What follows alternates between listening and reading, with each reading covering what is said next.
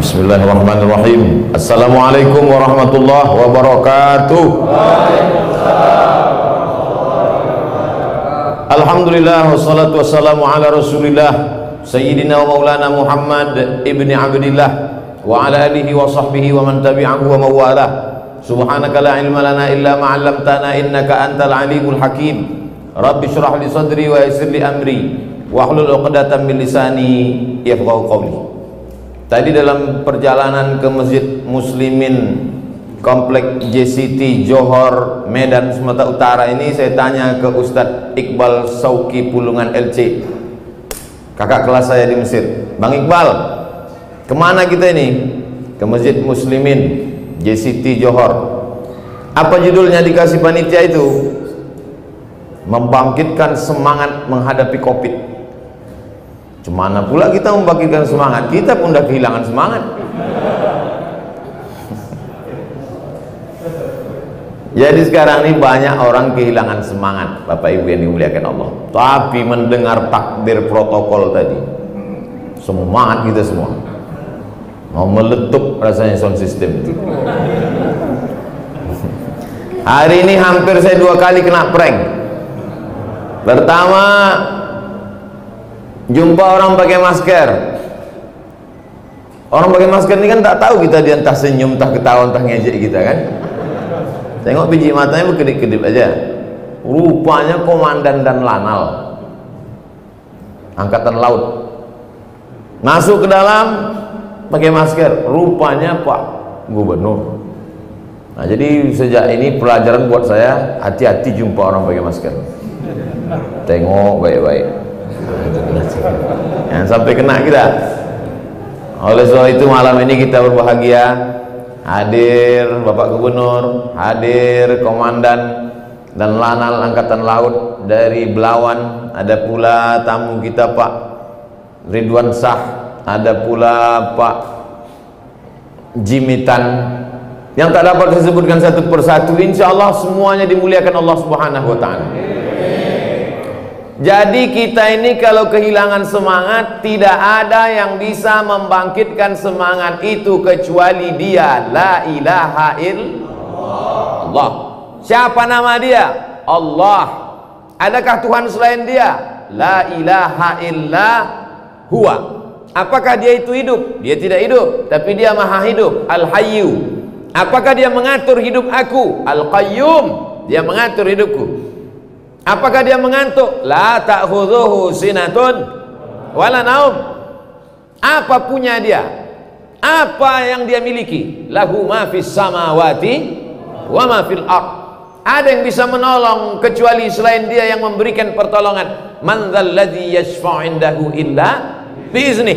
Tahu dia apa yang ada dalam hatiku, dalam kepalaku. Ya'lamu ma baina aydihim wa ma khalfahum wa la yuhituna bi syai'in min ilmihi illa bima syaa'. Hebat kekuasaan Dia. Wasi'a kursiyyuhus samawati wal ard.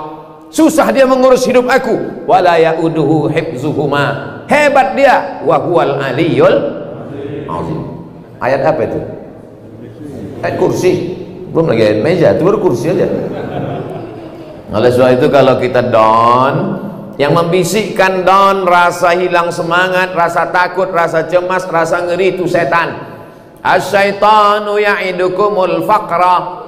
Setan membisikkan dalam hati kau rasa takut, rasa cemas, rasa ngeri. Wallahu ya'idukum maghfiratan minhu wa fadla. Allah membalasnya dengan kebaikan, kemuliaan. Oleh sebab itu lawan bisikan-bisikan ini. Ini memang sudah kerja setan. Alladzi yuwaswisu fi sudurin nas minal jinnati wan nas. Oleh sebab itu diusir dia. Setan itu kerjanya bersembunyi, macam tikus kedatangan kucing. Kalau kucing datang, sembunyi dia. Begitu kucing pergi, datang dia. Yang bersembunyi datang dan pergi itu namanya khannas. Maka disebut dia dengan qul a'udzu birabbin nas, malikin nas, ilahin nas, min syarril waswasil. Makanya kalau datang dia berbisik, cepat-cepat kita baca. Sependek-pendeknya a'udzubillah. Agak panjang sikit, a'udzubillahi minasyaitonirrajim. Lebih panjang, a'udzu bikalimatillahi tammati min kulli syaitani wa hammati wa min kulli ainil lammah. Hafal ayat kursi, baca pelan-pelan. Allahu la ilaha illa huwal hayyul qayyum la ta'khudhuhu sinatun wa la naum lahu ma fis samawati wa ma fil ard man dhal ladzi yashfa'u 'indahu illa bi idznihi ya'lamu ma baina aydihim wa ma khalfahum wa la yuhituna bi syai'in min 'ilmihi illa bima syaa wasi'a kursiyyus samawati wal ard wa la ya'uduhu hifdzuhuma wa huwal 'aliyyul 'azim. Daun waktu pagi salat duha, usolli sunnatat duha raka'ataini lillahi ta'ala. Allahu akbar, serahkan semuanya kepada Allah. Besar masalah ini, hebat wabah COVID-19 ini. Ada yang maha hebat, dia yang punya kuasa. Innama amruhu idza arada syai'an ayaqula lahu kun. Angkat kedua tangan, Allahu akbar. Allah saja yang maha besar, yang lain kecil. Allah saja yang maha hebat, yang lain sepele, remeh temeh.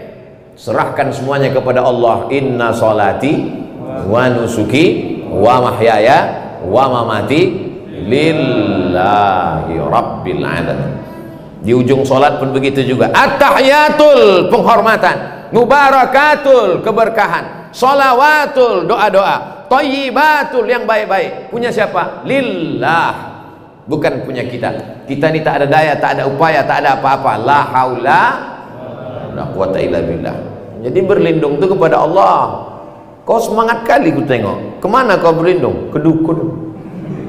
Dukun aja udah taubat sekarang. Tak dukun, tolonglah aku udah hijrah dah, kata dukun. Kau hebat kali sekarang. Siapa kawan kau? Tuyul. Kau pakai tuyul. Orang udah pakai begu ganjang. Tuyul tentu setan pendek. Oleh sebab itu tidak ada tempat berlindung kecuali kepada Allah SWT. Cuman berlindung kepada Allah ini, wasta'inu bis sabri was salah. Tidak ada cara lain membangkitkan semangat ini kecuali dengan sabar dan sholat. Sholat, sholat, sholat. Jangan sampai tinggalkan sholat. Alhamdulillah, Masjid Muslimin JCT Johor sampai tak muat melimpah ruah. Karena COVID saya sangka, alah paling jamaah ini 2-3 sop ini. Ternyata Masya Allah sampai penuh. Tadi saya tengok dari luar pakai terpal plastik masjidnya. Saya tengok ini nampaknya peletakan batu pertama. Soalnya beberapa kali saya diundang peletakan batu pertama. Masuk ke dalam, ada Pak Gubernur. Sebelum tausiah, penandatanganan prasasti. Saya tengok Letnan Jenderal Edi Rahmayadi, Gubernur. Untung awak udah profesor. Kalau tidak mak jatuh kali kan. Agak level lah sedikit kan. Agak pede lah tangan. Dia rekam tak tadi? Nanti saya upload. Dulu saya tengok daftar nama ustad-ustad, daftar pengajian Dr. Arifin LCMA. Dah, habis itu berjalan lagi. Di tempat lain kan pengumuman itu pakai spidol. Sini berjalan dulu. Kita tengok Dr. Arifin LCMA. Itu tak lama lagi Dr. Ritonga LCMA. Dan itu tak lama lagi Profesor Dr. Insinyur Basarudin. Untung aku udah profesor. Oleh sebab itu, yang mau saya katakan, hidup ini kita berpikir baik, berniat baik, insya Allah Allah kasih baik. Amin. Kalau datang tak baik, berarti itu ujian dari Allah Subhanahu Wa Taala.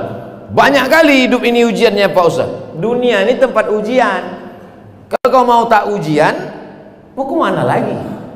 Mau ke alam kubur? Ada ujian di situ. Disitulah ujian lisan. Marabbuka, pertanyaan. Nasi syukur kalau kau pejamkan mata, begitu buka ditanya mau sarapan apa. Coba kalau pas kau buka mata, marabbuka. Oleh sebab itu maka hidup ini adalah ujian. Ahasiban nasu ayyutraku ayyaqulu amanna. Apakah manusia itu dibiarkan begitu saja mengatakan kami beriman, wahum la yuftanun, sebelum dia diujian? Maka sesungguhnya yang sedang kita hadapi ini adalah bagian dari ujian. Insya Allah kita lulus semuanya ujian. Yang namanya virus itu tidak pernah hilang dari dunia. Virus influenza, sampai sekarang masih ada virus influenza. Penyakit malaria, sampai sekarang masih ada malaria. Bahkan muncul pula adiknya, malarindu namanya. Begitu juga dengan COVID ini. COVID-19, COVID-19. Nauzubillah, mudah-mudahan tak disusul COVID-20, COVID-21, COVID-22. Jadi dia tetap ada dan kita ikuti protokol. Ustadz Abdul Somad boleh ceramah ke Medan kalau ada protokol. Saya bilang, saya ceramah pakai protokol ini sebelum COVID memang udah ada protokol. Protokol kesehatan. Begitu sampai tadi di pintu tembak. Cuman di Medannya agak sopan sedikit. Di tempat lain kening awak ditembaknya. Pang. Di sini agak segan dia ke tangan. Nah, 36 masuk. Sempat 39 tadi batal ceramah. Habis itu dikasih hand sanitizer di tangan. Jumpa sama Pak Gubernur, salam siku. Nah, oleh sebab itu kita tetap jaga protokol, pakai masker. Saya sebetulnya tutup dari tadi, cuman mau ceramah nih buka. Kalau saya pakai masker itu macam buku-buku nanti. Ini saya jelaskan semua supaya tak jadi fitnah. Oleh sebab itu maka bangkitkan semangat. Kalau semangatnya down di waktu pagi, sholat duha. Kalau semangatnya down di waktu siang, qabliyah zuhur, ba'diyah zuhur. Kalau semangatnya down di waktu petang, qabliyah asar. Kenapa Ustaz tersebut sholat subuh, sholat zuhur, sholat asar? Itu memang sudah wajib. Yang sunat-sunat ini membangkitkan semangat kita. Down di waktu malam, sholat tahajud. Kau kalau down di waktu malam, apa yang kau laksanakan? Real Madrid Pak Ustaz. Bangkitkan semangat kita. Oleh sebab itu maka Allah akan menolong man tawadha'a lillah. Siapa yang merendahkan dirinya kepada Allah, illa rafa'ahullah, maka Allah akan mengangkat derajatnya. Tu'izzu man tasha wa tudhillu man tasha biadikal khair. Kau yang punya kuasa ya Allah. Hasbunallah wa ni'mal wakil, ni'mal maula wa ni'man nasir, wala haula wala quwata illa billah. Banyak-banyak zikir, kuatkan. Kalau iman kita kuat, imun kita naik. Imun itu kekebalan tubuh, naik dia, bangkit dia, semangat dia. Oleh sebab itu maka yang anak-anak jaga kesehatan, yang sudah tua bangkitkan imun, baca Quran, berzikir. Saya sudah banyak ketemu dokter-dokter. Saya kalau ketemu sama dokter itu saya tanya-tanya mereka macam-macam. Pak dokter, betul cuci tangan itu bisa mematikan virus? Yang bisa mati dengan cuci tangan itu kuman Pak Ustaz, bakteri. Kalau virus tak bisa, kata dia. Tak pula saya tanya apa beda virus sama kuman. Masa profesor nanya? Nampak kali bodoh hawa kan? Nanya banyak kali. Jadi Pak Ustaz, kalau orang cuci tangan itu yang mati itu kuman, bakteri. Virus tak mati Pak Ustaz. Yang bisa mematikan virus itu kalau dia jangan kita kasih makan. Apa makanannya Pak Dokter? Makanan virus itu gula. Oleh sebab itu kalau gula itu kita turunkan, maka virus itu mati, kata dia. Apa maksud gula ini diturunkan? Puasa sunnah. Jalan-jalanlah sama Pak Gubernur hari Senin sama hari Kamis, tahan kan? Tak makan. Ustaz tahu dari mana? Saya pernah kena.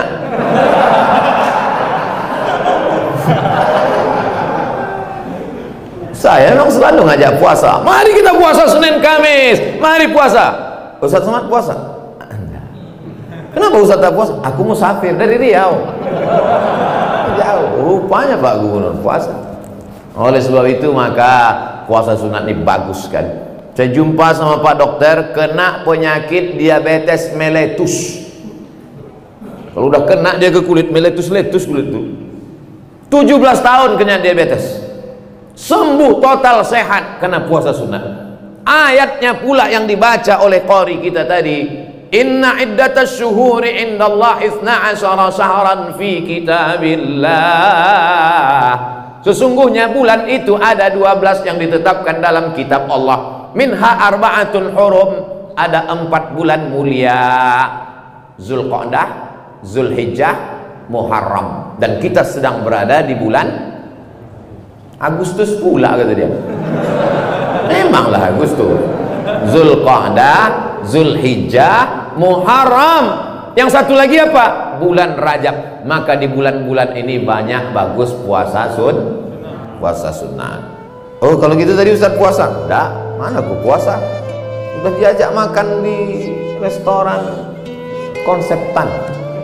Seumur-umur baru tadi saya makan makanan sawi langsung dari negeri Tiongkok. Luar biasa. Saudara yang dimuliakan Allah Subhanahu wa taala. Oleh sebab itu maka kuatkan dengan ibadah. Salat sunat sudah, puasa sunat ternyata luar biasa. Banyak orang-orang sehat. Kemarin jumpa sama Pak Profesor, dokter. Kata Pak Dokter, ada satu mengeluh. Saya ini kena penyakit gula Pak Dokter. Apa obatnya? Apa kata Pak Dokter? Jangan makan nasi. Jangan makan nasi. Karena di nasi itulah banyak gula katanya. Pas pula di piring saya sudah saya sendok 2 sendok besar. Dalam hati saya, mak aku ditembak dokter. Rupanya di situlah letak. Sudah tertulis di kepala kita, kata Pak Dokter kemarin malam. Sudah tertulis di kepala kita kalau tak makan nasi mati. Kalau tak makan nasi mati. Alhamdulillah Pak Ustaz, saya tak makan nasi lagi. Terus kau makan apa? Makan lontong. Sama aja.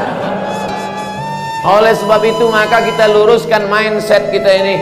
Buktinya ketika kita puasa, Pak Ustadz Somad, saya ini kena penyakit mah akut. Kalau sudah sampai jam 12 siang, berputar rasa usus saya itu Pak Ustadz. Berputar usus saya itu sakitnya minta ampun Pak Ustadz. Tapi kalau saya puasa, tenang. Kenapa orang ketika dia kena penyakit mah, ketika dia sedang tidak puasa, ususnya melilit. Tapi ketika dia sedang puasa, tenang. Rupanya otaknya sudah memprogram. Otak ini berkata kepada usus, hai usus, kau keluarkan asam lambung jam 8 pagi sarapan, makan siang, makan malam. Maka keluarlah asam lambung 3 kali untuk menghancurkan makanan. Tapi begitu dia katakan, nawaitu shauma ghadin, aku berniat besok puasa Senin, puasa Kamis, puasa Ayyamul Bait 13, 14, 15, maka otak memerintahkan kepada usus, hai usus, jangan kau keluarkan asam lambung besok siang karena tak akan ada makan siang. Begitulah kuasa otak. Siapa yang memberikan kuasa itu kalau bukan Allah Subhanahu. Oleh sebab itu belajar Islam ini jangan cuma belajar masalah akikah, masalah walimah, masalah takziah, tapi Islam ini mencakup segala aspek kehidupan, aspek kesehatan, aspek politik, aspek moral. Lagi-lagi kuatkan dengan puasa sunat. Apalagi ibu-ibu yang kemarin puasanya 7 hari tinggal di bulan Ramadan. Saya kalau cerita puasa ini selalu saya sebut ibu-ibu karena puasanya tinggal. Rupanya ibu itu tinggal 7 hari, bapak itu 17 hari. Man mata, siapa yang mati, wa alaihi siyamun, punya utang puasa, shoma anhu walihu, ahli warisnya wajib menggantikan puasanya. Oleh sebab itu jangan sampai mati dalam keadaan meninggalkan hutang puasa. Ganti. Yang kemarin-kemarin itu ganti. Satu anak itu ibu tidak puasa 3 bulan. Satu anak 3 bulan tak puasa. Ramadan saat hamil, Ramadan saat menyusukan, Ramadan menyusukan 2 kali, 2 tahun. Ibu 3 bulan puasa? Enggak puasa. Terus waktu nyusun kemana? Udah kuserahkan ke kambing, udah kuserahkan ke sapi. Oleh sebab itu maka 3 bulan mesti diganti puasa itu. Karena kalau sampai mati dalam keadaan meninggalkan hutang puasa, tak selesai. Ahli waris wajib menggantinya.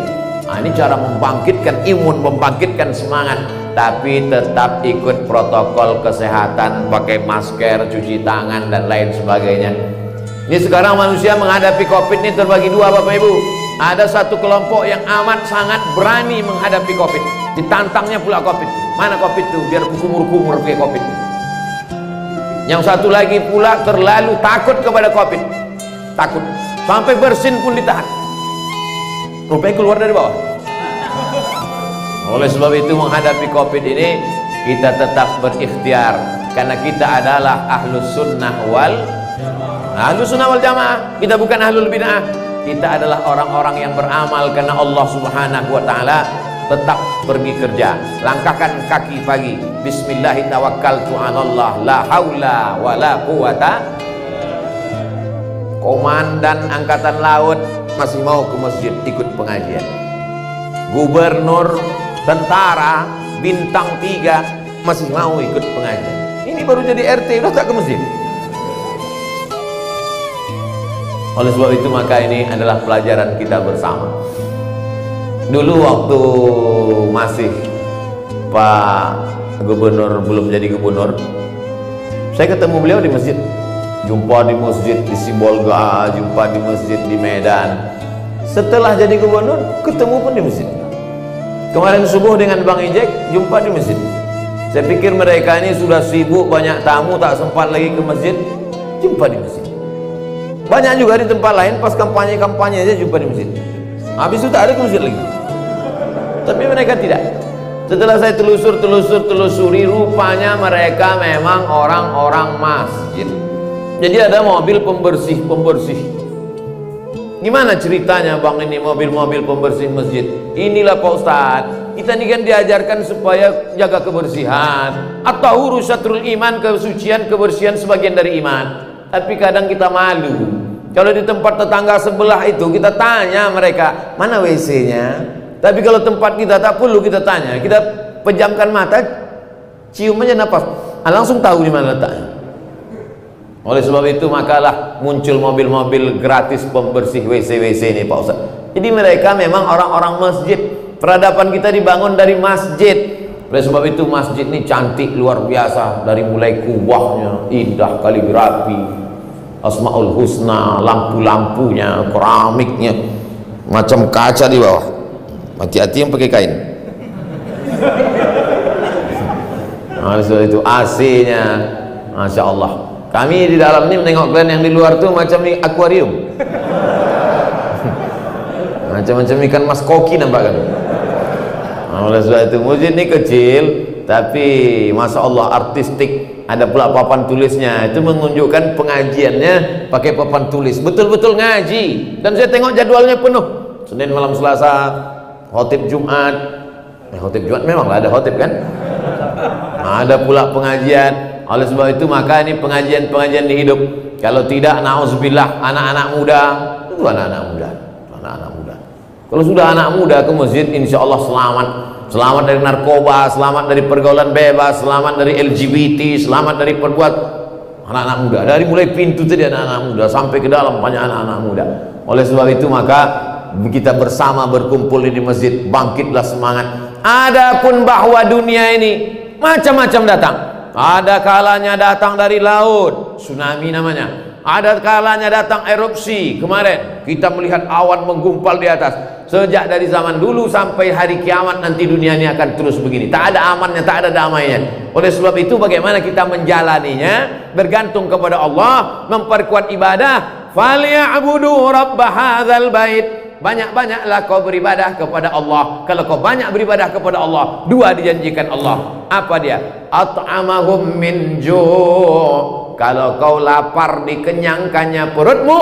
Wa amanahum min khauf. Kalau kau takut diberinya kau rasa aman dari rasa takut. Orang kalau terlalu takut tuh nggak bisa tidur Pak, nggak bisa tidur sampai jam 2 malam mata berkedip-kedip. Gimana nanti kalau mati? Gimana nanti ini mobil ini dijual orang ini? Mana ini utang-utang di bank ini mati lah. Akhirnya pergi ke psikiater, ngadu ke dokter. Pak dokter, aku tak bisa tidur udah 2 malam ini Pak dokter. Kata dokter itu dalam hati, kok masih lumayan 2 malam. Aku udah 2 bulan tak tidur. Kenapa ibu pikir dokter itu tak takut dia? Dia lebih takut lagi daripada kita. Karena dia tahu. Kita ini tak takut kan karena tak tahu. Orang tahu itu lebih takut daripada orang tak tahu. Makanya bersyukur juga saya ini banyak tak tahu. Karena kalau tahu makin takut kita. Tapi ketakutan kita kepada Allah, takut pada azab kubur, takut pada neraka, mengalahkan ketakutan-ketakutan pada dunia. Makanya khutbah Jumat apa pesan khatib? Ya ayyuhalladzina amanu, hai orang beriman, ittaqullah, takutlah kepada Allah. Besarkan Allah sehingga kecil dunia ini di matamu. Habiskan takutmu untuk Allah sehingga tak tersisa pada yang lain. Kalau tidak kita ini terlalu takut, cemas, ngeri, takut, cemas, ngeri, jantung deg-degan, tak normal. Coba rasa dada masing-masing, gimana? Alhamdulillah saya masih normal lagi. Ada sebagian orang itu tak normal, macam-macam bunyi di dalam. Allah Subhanahu Wa Taala maka membangkitkan semangat itu tidak ada lain. Ini kan casingnya aja ini. Bulu, rambut, kulit, lemak, tulang, sumsum, kuku, darah. Ini casingnya aja. Isinya di dalam adalah roh. Roh itu mesti hidup dia. Menghidupkan roh itu bukan pakai nasi. Menghidupkan roh itu bukan pakai duit. Menghidupkan roh itu adalah connecting, menyatukan, menghubungkan dia dengan penciptanya, Allah Subhanahu wa ta'ala. Maka banyak orang itu, kata Nabi, masalul ladzi yadhkurullah wal ladzi la yadhkurullah, perumpamaan orang yang mengingat Allah dengan orang yang tak mengingat Allah, kamasalil hayy wal mayyit, seperti orang hidup dan orang mati. Siapa itu orang hidup? Orang yang makan. Siapa itu orang yang hidup? Orang yang minum. Siapa itu orang yang hidup? Orang yang berjalan, kata guru biologi. Tapi dalam Islam, orang yang hidup adalah orang yang connecting, mengingat Allah. Itulah orang yang hidup. Ini semua yang hadir ini semuanya hidup. Kenapa? Karena dia mengingat Allah. Adapun orang yang tak ingat Allah, maka sesungguhnya dia mati. Maka sesungguhnya kita sedang berkawan dengan zombie-zombie. Karena mereka adalah mayat-mayat berjalan karena tak ingat kepada Allah Subhanahu wa ta'ala. Makanya kita selalu berzikir mengingat Allah. Alladzina yadhkurunallah, orang-orang yang berzikir mengingat Allah qiyaman, waktu tegak, wa qu'udan, waktu duduk, wa ala junubihim, waktu berbaring. Waktu berjalan dia ingat Allah, la ilaha illallah, la ilaha illallah, la ilaha illallah. Waktu duduk dia ingat Allah, subhanallah, subhanallah, subhanallah. Waktu berbaring dia ingat Allah, bismika Allahumma ahya wa am. Jangan baca sekarang. Banyak juga orang sedang pengajian bacanya itu. Saudara yang dimuliakan Allah Subhanahu wa ta'ala, maka tidak ada tempat meminta, tidak ada minta tolong, tidak ada. Tapi kita tetap berobat, tetap periksa, tetap ke rumah sakit. Itu namanya ikhtiar dan usaha. Tadi mobil motor bapak ibu itu dikunci apa tak dikunci? Dikunci. Apakah mengunci sepeda motor itu merusak tawakal kita kepada Allah? Tidak. Ini pengajian ini dicatat. Yang tak bisa nyatat direkam. Apakah dengan merekam pengajian ini lalu rusak tawakal kita kepada Allah? Tidak. Ini usaha, ini ikhtiar. Demikian juga dengan kehidupan ini ada usaha kita. Buah itu sudah matang, tapi dia mesti dijolok supaya jatuh ke bawah. Ini memanglah dikhususkan untuk saya, ini air minum ini untuk saya. Tapi kalau tak ada usaha saya untuk memegang gelasnya, memasukkan ke mulut, menganga aja, mau dia masuk dalam? Tidak. Harus ada usaha, harus ada ikhtiar. Tapi jangan terlalu bersandar kepada ikhtiar. Kalau sudah untuk kita, maka tidak akan mungkin berpindah kepada orang lain. Apa kata pepatah orang Melayu? Rezeki musang tak ditangkap harimau. Kalaulah rezeki musang ditangkap harimau, sudah lama musang itu musnah. Tapi buktinya harimau makan, musang pun makan. Ada pula musang berbulu ayam, lain makannya. Nah, oleh sebab itu maka jangan takut, jangan cemas dalam hidup. Wala nabluwannakum bisyai'im minal khauf. Takut ditanamkan dalam hati itu, ada rasa takut, rasa cemas, rasa ngeri. Kenapa orang korupsi? Gara-gara takut. Nanti pensiun makan apa? Nanti anak makan apa? Nanti cucu gimana? Gimana persiapan? Alhamdulillah Pak Ustaz, saya untuk pensiun sudah saya persiapkan ada 100 pintu kos-kosan Pak Ustaz. Di mana? Sana. Itu nampak aku tak ada kok, baru pintunya aja Pak Ustaz. Saya buatkan rencana lantai ini segala macam. Karena ketakutan.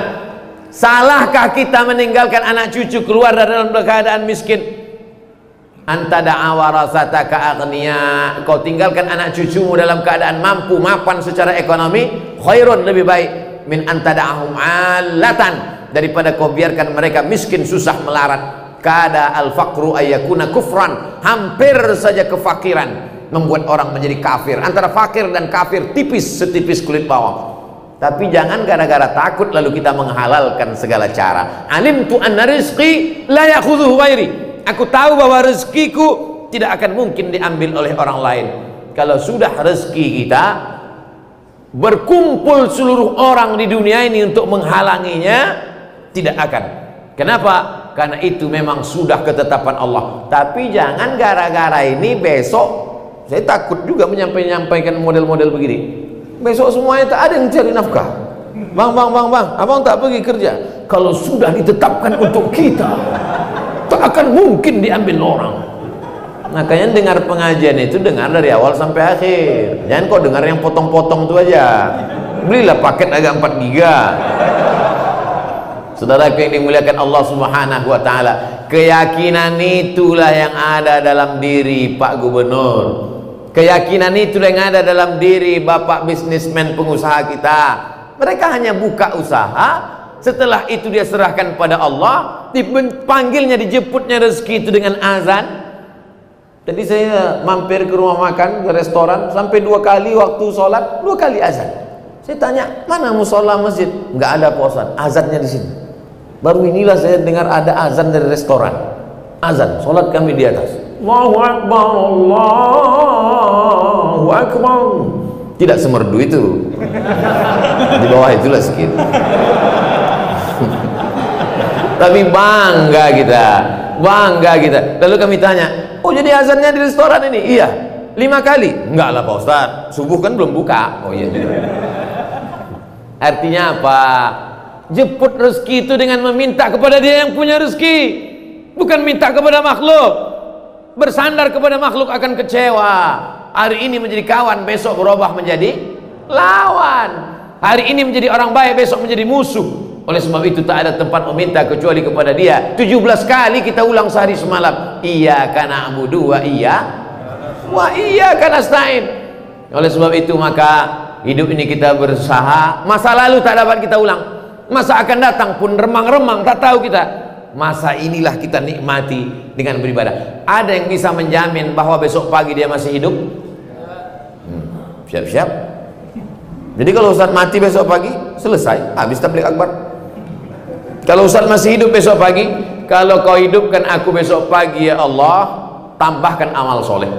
Kalau kau matikan aku malam ini ya Allah, berhenti dari segala perbuatan dosa. Hidup ini kan cuma singgah sebentar.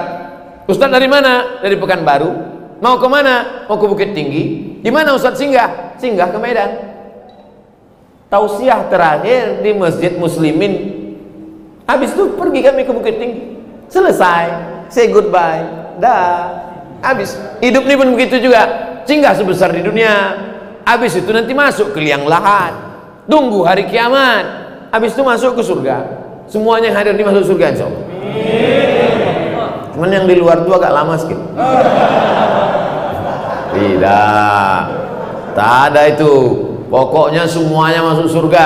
Wasiqal ladzina taqaw rabbahum ilal jannati zumara. Mereka yang takut kepada Allah akan masuk ke dalam surga bergerombol-gerombol. Masuk surga itu tak sendiri, berjamaah, bersama-sama, beramai-ramai. Jamaah Masjid Muslimin JCT Johor, Medan, Sumatera Utara. Masuk gubernur dulu. Yang ada tanda tangan adalah dia menurut tanda tangan. Itu dulu, habis itu baru selalu sama. Habis itu barulah ketua, sekretaris, bendahara yang lain. Ustadz nih ngomong nih ngawur. Nggak, ada dalilnya. Man qala la ilaha illallah Muhammadur Rasulullah dakhalal jannah. Siapa yang mengucapkan la ilaha illallah Muhammadur Rasulullah pasti masuk surga. Ini banyak pula yang ragu dia masuk surga. Kok gimana? Entahlah Pak Ustaz, aku pun nggak yakin kali. Gimana kau tak yakin masuk surga? Nabi menjamin, man qala la ilaha illallah Muhammadur Rasulullah masuk surga. Cuman jangan sampai transit. Itu maka kita selalu minta doa, janganlah transit ya Allah. Mana doa yang jangan transit itu Pak Ustaz? Rabbana atina fid dunya hasanah wa fil akhirati hasanah wa qina. Itulah artinya jangan transit itu, wa qina azabannar. Bahwa kita pernah buat salah, buat silap, buat dosa. Sholat sunat 2 rakaat, sholat sunat taubat, bukan tocu. Sholat sunat taubat, usolli sunnata taubat rakaataini lillahi ta'ala. Kalau terkait dosa kepada Allah, kalau kepada manusia minta maaf. Saya tak pernah malu segan untuk minta maaf kepada Bapak Ibu hadirin hadirat yang dimuliakan Allah. Maukah Bapak Ibu memaafkan silap salah saya? Belum selesai lagi. Oleh sebab itu jangan malu minta maaf. Pak Ustaz, saya sudah minta maaf tapi dia tak memaafkan saya. Bukan urusan. Yang penting kita udah minta maaf. Masalah dia maafkan atau tidak itu bukan urusan. Tapi jangan pula kita cakapkan begitu. Jangan pula besok pagi datang, aku minta maaf sama kau, terserah itu terserah kau lah, mau kau maafkan atau tidak.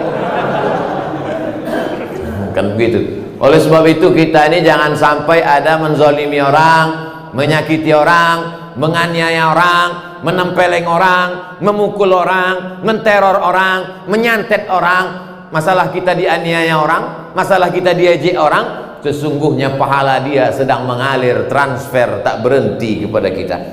Makanya adik-adik tengok tuh haters yang mengejek-ejek, membuli saya. Pernah kalian tengok saya balas caci maki di Instagram? Pernah? Tak pernah. Orang saya tak tahu passwordnya.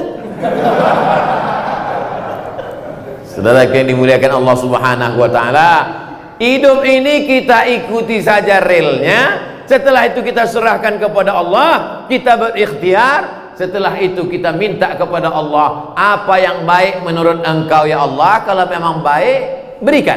Tapi kalau menurut ilmu engkau tak baik, alihkan.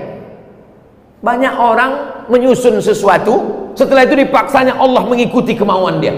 Ya Allah, aku minta begini, kalau kau tak kasih, parah kali lah. Gimana kita paksa Allah? Saya ingat dulu ada orang cerita ke saya, Ustaz Somad, itu Bapak Gubernur Sumatera Utara itu, kalau dia mau memikirkan karirnya, bisa dia sampai bintang 4, bisa dia bahkan lebih daripada itu. Tapi ada yang dikorbankannya Pak Ustadz. Dia turun selangkah demi untuk menyelamatkan Sumatera Utara. Itulah usaha dia. Kalau setelah itu tidak juga, serahkannya kepada Allah. Orang cerita ke saya, oh begitu. Banyak orang gerasak gerusuk, seradak seruduk, menanduk ke depan, menyipah ke belakang, menyikut ke kiri, menghalalkan segala cara. Oleh sebab itu dalam Islam ini kita berusaha saja. Dulu saya kalau ceramah di mana-mana dipanggil sama protokol. Berikut ini mari kita dengarkan tausiah yang akan disampaikan oleh Dr. Abdul Somad. Padahal waktu itu saya masih LCMA, lagi cemas menghadapi anak-anak. Paksalah klarifikasi, mohon maaf Bapak Ibu, saya belum doktor. Tapi dalam hati saya yang paling dalam, saya mau kuliah. Datang adik kelas saya dapat beasiswa. Dia dapat beasiswa program 5.000 doktor. Mendaftar dia, diajaknya saya daftar. Dia dapat beasiswa. Saya 3 kali mendaftar, tak dapat beasiswa. Entah apa salah saya. Lalu kemudian setelah itu 24 Desember 2019 sidang dibacakan oleh Profesor Dr. Ali Omar Al-Ma'ruf Ali. Dengan ini kami bacakan hasil sidang.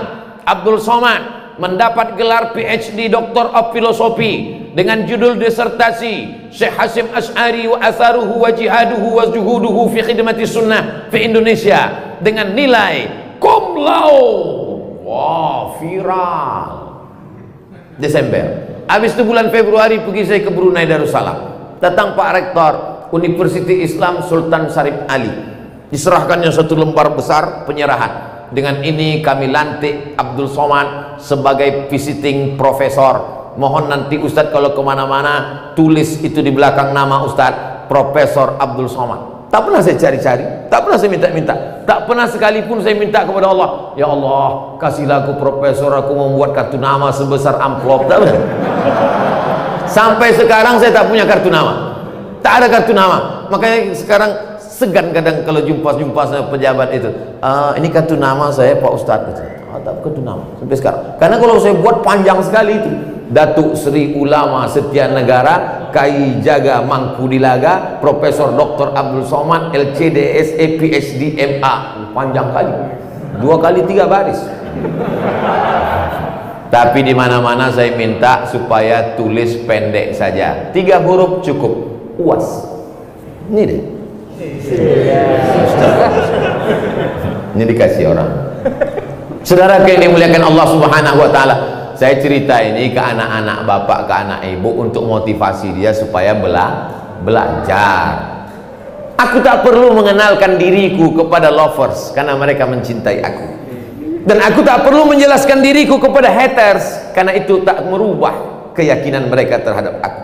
Tapi perlu kuceritakan kepada anak-anakku untuk membangkitkan semangat mereka belajar. Tuntutlah ilmu walau ke negeri Cina.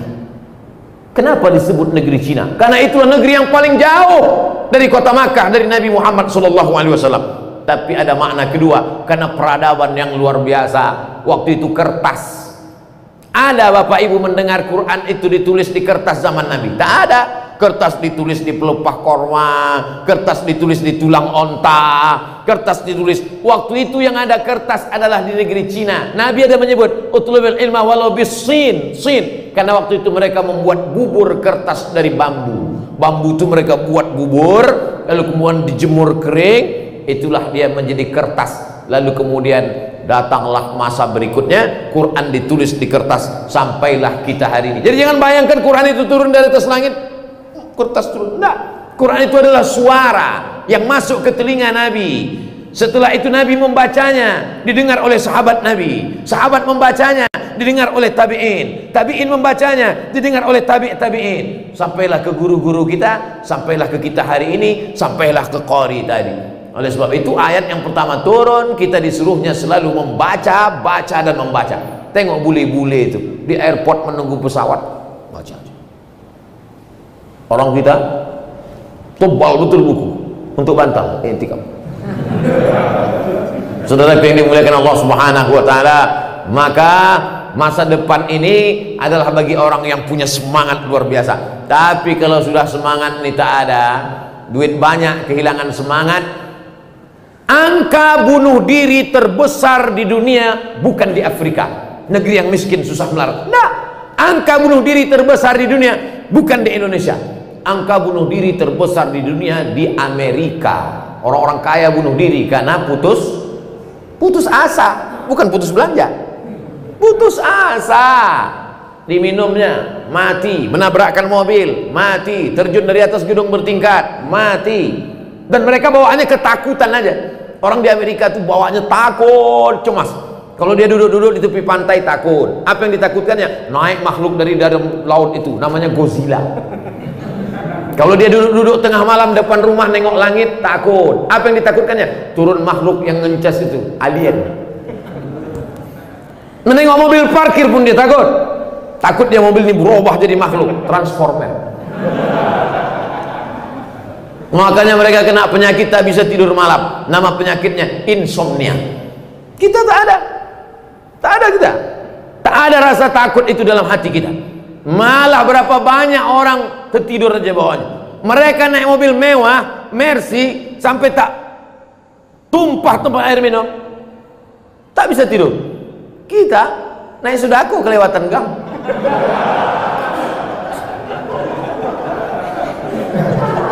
Masih ada Sudako di mana? Alhamdulillah.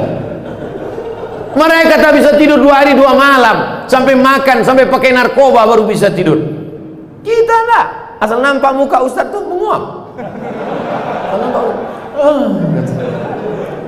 Kecuali jamaah Masjid Muslimin JCT. Tak ada, dari tadi gue tengok semua. Apalagi yang berdiri-berdiri itu. Cuma mau ngantuk berdiri. Masya Allah, tabarakallah. Tadi saya mulai ceramah ini jam 9 kurang 15. Nanti 10 menit lagi jam 10 kurang 15 baru saya jawab pertanyaan. Belum habis sudah nampak kartu kuning. Saudaraku yang dimuliakan Allah Subhanahu wa taala, judul yang dikasih sama saya, bagaimana membangkitkan semangat. Karena kalau sudah semangat, orang Melayu itu kalau dia semangatnya turun dibuatnya tepung tawar. Kalau orang Aceh namanya pesejuk. Kalau orang Batak namanya upah-upah tondi. Sama, diambilnya beras dikasihnya kunyit, oras kata dia. Diambilnya air di gini-gini kan ya.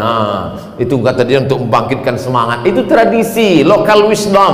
Tapi sebetulnya di balik itu adalah ingin memberikan semangat. Dikasihlah ayam, lalu kemudian dipanggang kasih kulit kuning, diangkatkan kepalanya. Semangat kok ya, semangat ya, kata dicuruskan. Apa tak semangat? Sebesar-besar ini suapnya. Megap-megap kan tuh saking semangat. Anak-anak sekarang caranya tidak lagi pakai balai-balai itu. Apa dibuatnya untuk ngasih semangat? Surprise. Pas hari ulang tahun buka pintu, wah, diikatnya di tiang listrik. Pas hari ulang tahun dipukulkannya telur busuk kepala, siram air comberan, nah koslet mati. Bukan begitu cara membangkitkan semangat. Membangkitkan semangat itu adalah beribadah. Membangkitkan semangat hidup adalah menengok orang mati. Tadi saya ziarah ke makam. Dulu kerajaan Delhi ini sultan, dipimpin oleh sultan. Tapi dalam bidang agama dipimpin oleh mufti. Kalau bidang negara dipimpin oleh sultan. Di bidang agama dipimpin oleh mufti. Muftinya tamat langsung dari Masjidil Haram, namanya Syekh Hasan Maksum. Siapa namanya? Syekh Hasan Maksum. Lalu kemudian Syekh Hasan Maksum ini punya murid namanya Syekh Muhammad Arsyad Thalib Lubis. Tadi saya dibawa ziarah ke makam di Sungai Kerang, dekat sungai. Kalau disuruh cari tak ingat saya lagi. Sampai di situ duduklah saya di makam. Oh, Tuan Syekh, tertulis di nisan, meninggal tahun 1972. Dulu waktu saya sekolah di Muallimin Al-Wasliyah Medan, Jalan Sisingamangaraja, Komplek Unifa, kami belajar ilmu istilah hadis, hadis sahih, hadis dhaif, hadis hasan, hadis maudhu. Itu yang menulis kitabnya, itulah yang punya kubur, itulah yang ada di kubur itu. Syekh Muhammad Arsyad Thalib Lubis menulis kitab ilmu hadis pakai bahasa Arab. Padahal Lubis itu marga orang Arab atau orang Tapanuli Selatan? Absen, Mandailing Natal. Tapi menulis kitab pakai bahasa Arab. Abdul Somad sekolah di Arab, kitabnya bahasa Indonesia. 37 masalah populer, 99 tanya jawab sholat. Nah, itu udah 2 kali, maksudnya suruh berhenti ya gimana?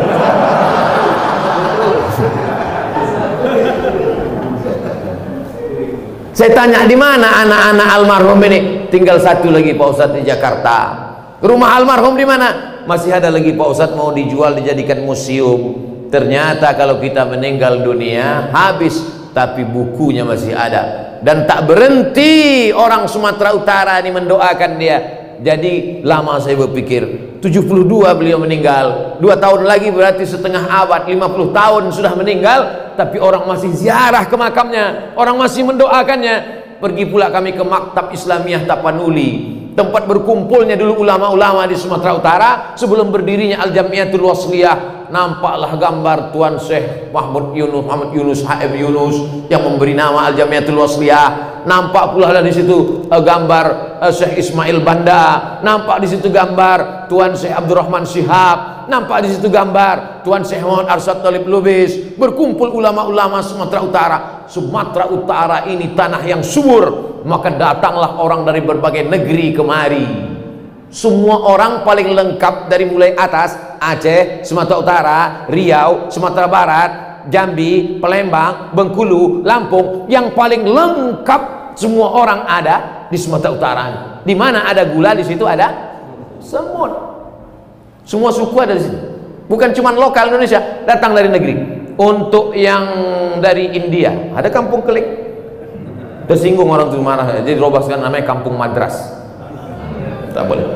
Lalu kemudian sampai hari ini masih ada lagi rumah Chong Api. Makanya saya pernah diwawancarai oleh VOA Amerika.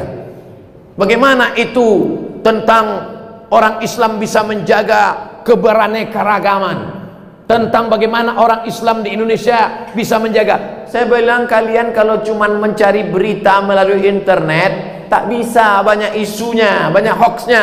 Kalau kalian mau tahu bagaimana orang Islam bisa hidup berdampingan dengan non-muslim, datang kalian ke Medan, kalian tengok rumah Chong Api, kalian tengok kampung Madras, kampung Keling, kalian lihat bagaimana keberaneka-ragaman. Datang kalian buat penelitian. Masih ada rekamannya, cari di channel Ustaz Abdul Somad Official. Subscribe, like, and share. Saudara yang dimuliakan Allah Subhanahu wa Ta'ala, jadi Sumatera Utara ini tanahnya subur, tidak hanya mengeluarkan tembakau daily, tapi juga mengeluarkan ulama-ulama. Maka zaman berzaman, zaman berganti, di masa akan datang saya tetap positif. Dari Medan, dari Sumatera Utara akan lahir orang-orang yang berprestasi. Kenapa? Anak-anak inilah penerus kita insya Allah. Jadi tetap semangat. Jangan sampai Bapak Ibu kehilangan semangat. Baik, sekarang saya jawab pertanyaan. Pertanyaan yang pertama, apakah berdosa kita orang tua bila anak cucu sulit untuk disuruh sholat? Muru auladakum bisolah, suruh anakmu sembahyang wahum abna'u sab'a sinin, umur 7 tahun. Yang umur 7 tahun angkat tangan? Oh, tak ada. Umur 7 tahun suruh dia sembahyang. Kalau sholat umur 7 tahun, berarti baca surat pendeknya umur 5 tahun. Makanya ibu sambil memasak pagi, sambil memeras santan, sambil menggoreng nasi, Bismillahirrahmanirrahim, Alhamdulillahi Rabbil Alamin, Ar-Rahmanirrahim, Maliki Yaumiddin. Anak itu mendengar, hafal dia tanpa melihat Al-Quran. Dia tak bisa baca, tapi dia bisa hafal. Maka nanti umur 7 dia akan sholat. Umur 7, wadribuhum fil ashrah. Umur 10 pukul dia. Tapi pukulnya tangan tak boleh terlalu tinggi, jangan sampai patah, jangan sampai maaf kena alat vital, jangan sampai lebam, jangan sampai tali telinga lepas telinga itu sebelah. Abang, kata bininya, kemana telinga abang? Itu ditarik omakku dulu tak sembahyang. Nah, oleh sebab itu maka ini penting. Wadribuhum fil asrah. Masukkan dia ke pondok pesantren, SD IT, SMP IT, SMA IT. Yang tahan berpisah dengan anak, masukkan ke pesantren boarding school. Yang tak tahan berpisah, masukkan full day. Di Medan banyak, masuk pagi, jemput sore. Tidak ada yang bisa mengontrol, mengawal anak-anak kita ini selain benteng terakhir pendidikan anak-anak kita adalah sekolah agama. Sudah disekolahkan agama, sudah dikasih makan halal, sudah dikasih tunjuk ajar, sudah dinasehati, tak juga kita sudah tidak kurang usaha. Wala taziru waziratu wizra ukhra. Kita tidak memikul dosa orang lain. Bapak tak memikul dosa anak, ibu tak memikul dosa cucu. Dosa tanggung masing-masing.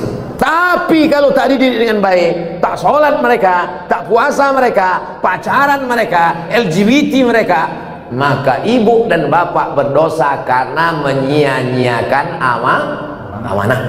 Alhamdulillah, masjid penuh, anak-anak datang. Alhamdulillah, tuh anak-anak banyak datang. Jangan takut ibu, jangan takut berdosa karena sudah dibawa anak ini ke masjid. Mana yang lebih kita dulukan, kewajiban kita sama Allah atau sama suami? Kasihlah contoh. Kalau pertanyaannya umum, gimana saya mau jawab? Allahu Akbar, Allahu Akbar, kata azan. Datang lakinya, kau buatkan aku dulu kopi. Mana yang lebih didulukan? Ibu sholat atau membuatkan dia kopi? Ini tak akan terjadi. Kenapa? Karena bapak itu pasti ke masjid sebelum azan. Mana mungkin dia minum kopi orang azan? Tapi ibu dapat Fir'aun. Nah inilah.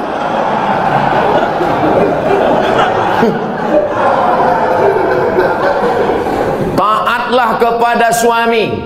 Innama huwa jannatuki wa naruki. Suamimu itu bisa jadi surgamu, suamimu itu bisa jadi nerakamu. Kan itu yang selalu dihafal hadis oleh suami kan? Surga kau sini. Suami yang bagaimana bang? Ibu mesti cerdas sikit. Kasih tahu dia suami yang ke masjid bang, dia ke masjid. Tapi ibu juga tak bisa menasihati bapak itu. Jangan mentang-mentang ibu udah pengajian pulang dari sini bang. Assalamualaikum. Nah, mudah-mudahan bapak yang belum ke masjid, amin. Tapi kalau ditengok ini bapak ini sama ibu ini orang-orang masjid semua, insyaallah. Kita doakan mudah-mudahan dapat hidayah. La ta'ata li makhluqin, itu kaedahnya. La ta'ata li makhluqin fi ma'siyatil khaliq. Tidak ada ketaatan kepada manusia kalau menyebabkan durhaka kepada Allah. Ibu disuruhnya misalnya buka jilbab, aku tak suka lah nengok kau jilbab macam nenekku tengok. Coba kau buka jilbab itu, kau cek warna kau, rambut kau 3 warna, merah kuning kelabu. Ibu tak mesti patuh karena perbuatan itu melanggar syariat Islam. Taat dan patuh pada suami selama itu taat kepada Allah dan Rasulullah SAW. Kalau disuruhnya ibu pakai jilbab panjang, patuh. Kalau disuruhnya ibu ikut pengajian, bagus. Kalau disuruhnya ibu bersedekah, patuh. Tapi kalau disuruhnya melawan perintah Allah, la ta'ata. Itu kaidahnya. La ta'ata li makhluqin fi maksiatil khaliq. Tak ada ketaatan kepada makhluk kalau menyebabkan maksiat kepada Allah. Ustadz, apakah kita terlalu khawatir dengan virus COVID ini bisa merusak akidah kita, Pak Ustadz? Misalnya bapak saking takutnya kena penyakit paranoid, ketakutan tak tentu arah, itu tauhidnya sudah kena itu. Wa kadzalika ja'alnakum ummatan wasata, kami jadikan kalian umat yang pertengahan, tidak terlampau berani sampai nantang-nantang petantang petenteng, tidak pula terlampau takut, bukan ekstrim kanan, bukan ekstrim kiri, tapi pertengahan. Berserah diri kepada Allah, beribadah, ikut protokol, tetap ikuti, jangan terlalu terbawa oleh media. Yang namanya penyakit itu dari dulu sampai sekarang ada, dan tak semua orang yang kena COVID mati, dan tak semua yang mati itu kena COVID. Ada juga yang mati kena bersin. Berapa banyak orang tak sakit mati, menguap mati. Banyak orang yang tidur mati, tidur ketuk pintunya subuh tak bangun-bangun, pas dipegang udah dingin macam es batu. Oleh sebab itu berapa banyak pula yang dinyatakan positif sehat. Nah, itu jangan terlalu takut. Semua yang mati itu kata Nabi, lan tastakmil rizqaha wa ajalaha, lan tamuta nafsun, tidak akan mati orang qabla an tastakmila rizqaha wa ajalaha. Kalau sudah rezekinya penuh, kalau sudah umurnya penuh, pasti dia mati. Kenapa Abdul Somad itu tak mati-mati? Belum penuh. Mau dibunuh orang, mau diusir orang, disantet orang, kalau memang belum penuh tak mati. Tapi kalau sudah penuh, mati. Nah, ibu-ibu bapak ini semua belum penuh lagi. Nanti kalau ada yang penuh, kemana si anu kemarin? Udah penuh dah, mati lewat. Jadi jangan terlalu takut.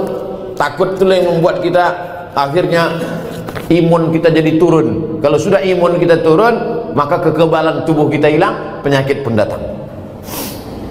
Saya tidak tablik akbar nih dari bulan Maret, April, Mei, Juni, Juli, Agustus. Pertama kali saya keluar sejak COVID, inilah ke Medan. Tapi tetap dengan protokol kesehatan. Nah, saya bawa-bawa kan ini biar jangan apa kali COVID itu. Insya Allah anak saya lepas pesantren akan lanjut ke Sudan. Sudan tempat saya kuliah tuh. Pertanyaan, anak saya wanita, bagaimana situasi dan kondisi Sudan saat ini? Sudan terjadi revolusi peralihan kekuasaan dari Jenderal Omar Bashir setelah 30 tahun berubah sekarang, dan terjadi kesepakatan antara tentara dan sipil. Setahun dipimpin oleh sipil, lalu kemudian oleh tentara. Terjadi pergolakan politik. Tapi bagi mahasiswa tidak terlalu berefek. Saya di sana bulan 12, 7 kali.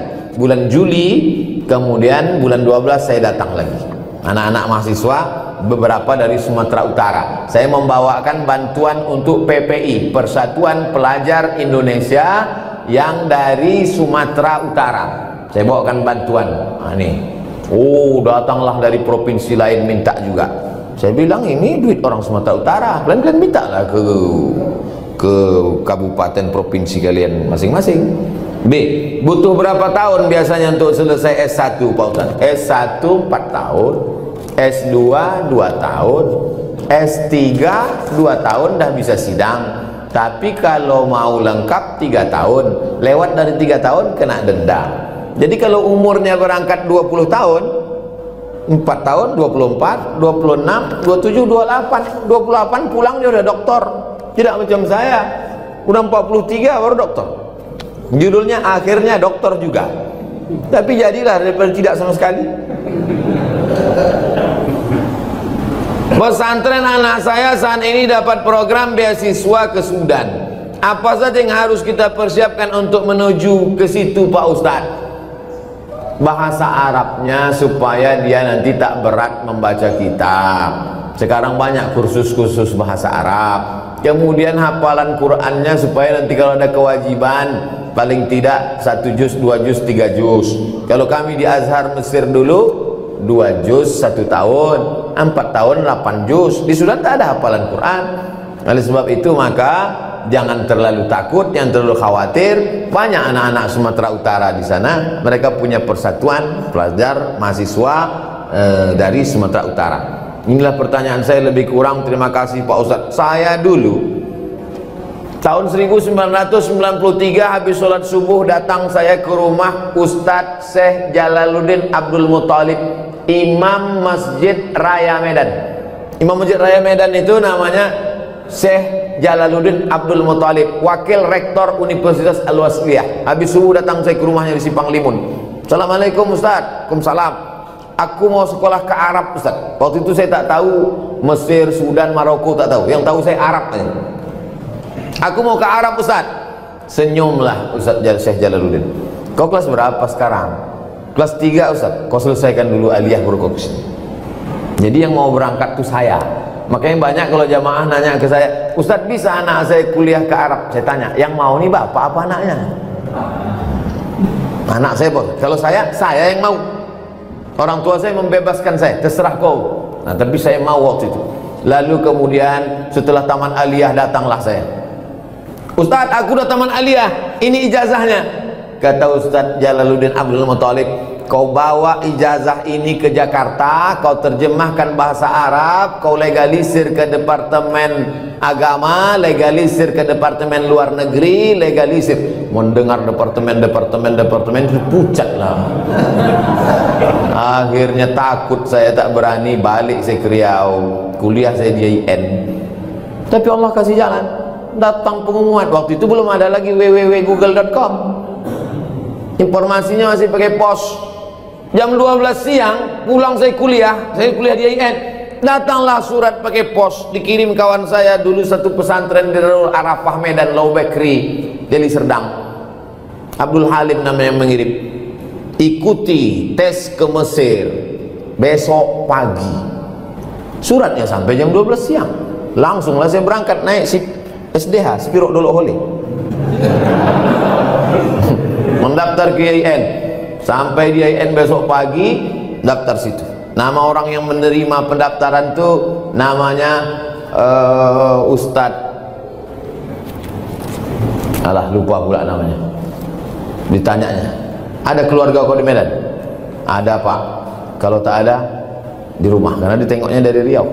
Ikut tes saya. Yang mengetes itu orang Mesir, besar sorban, hampir sebesar ban Vespa lagi. Mas Muka, kata dia, what is your name? Langsung saya jawab, Abdul Somad. Nah, itu pula PD-nya kita kalau nama kita ini ada di Quran kan. Abdul Somad. Saya Abdul Somad. Istamir, kata dia, sambung bacaan ayat yang kubaca ini. Inna Allah la yastahi an yadriba mathalan ma ba'udatan fama fawqaha. Sambung, kata dia. Saya baca, a'udzubillahi minasyaitonir rajim, bismillahirrahmanirrahim. Innallaha la yastahi an yadriba mathalan ma ba'udatan fama fawqaha, fa ammal ladzina amanu faya'lamuna annahu al-haqqu min rabbihim, wa ammal ladzina kafaru fayaquluna madza arada Allahu bihadza mathala yudhillu bihi katsiran wa yahdi bihi katsiran wa ma yudhillu bihi illa al-fasiqin. Kebetulan yang ditanya itu pas yang selalu saya bawa sholat. Macam tahu aja dia itu bekal kita. Akhirnya keluarlah pengumuman 100 anak Indonesia yang lulus beasiswa ke Mesir. Saya baca dari nomor 1 sampai 100, tak ada nama saya. Rupanya karena grogi tak nampak. Baca, ada di situ rupanya Abdul Somad. Berangkatlah dari Jakarta dulu, pelatihan 2 bulan.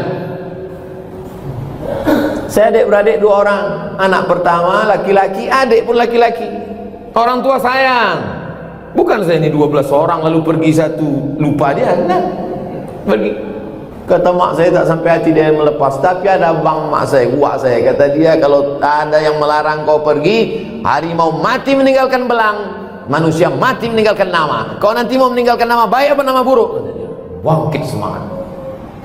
Bangkit semangat, berangkat. Setelah 2 bulan naik pesawat lah dari Cengkareng. Mak, jangan buat kenduri sebelum aku pasti berangkat. Itu saya pesan dari awal. Karena takutnya potong kambing RT RW datang, tahu-tahu tak jadi kan, malu. Sebelum aku yakin berangkat, jangan buat kenduri. Begitu sudah di Cengkareng, udah mau berangkat, baru telepon. Aku sudah mau masuk pesawat nih. Kalau mau buat kenduri, kendurilah. Saya dari dulu memang begitu, takut saya berspekulasi. Lalu kemudian berangkatlah kami naik Royal Jordan Airlines. Kenapa pesawat itu Ustaz naik? Itulah tiket paling murah. 5 September 1998 sampailah saya di Kairo, Mesir. Di sana itu ada dua, satu HMM, Himpunan Mahasiswa Medan, yang satu lagi ke SMR, Kelompok Studi Mahasiswa Riau. Saya ikut Riau, karena orang tua saya di Riau. Oleh sebab itu lanjut, kemudian S2 ke Maroko, habis itu S3 ke Sudan, habis itu dapat visiting profesor dari Brunei Darussalam, habis itu Datuk Seri Ulama Setenggara, habis. Yang tinggal belum satu lagi, almarhum, tinggal itu lagi. Bapak Ibu yang dimuliakan Allah Subhanahu wa taala, hidup ini kita jalani saja, bangkitkan semangat, insyaallah menatap tatapan Bapak Ibu adik-adik semua, insyaallah kita ini semangat semuanya insyaallah. Amin. Ya rabbal alamin. Ala hazihi niyah wa kulli niyatin shalihah. Al-Fatihah.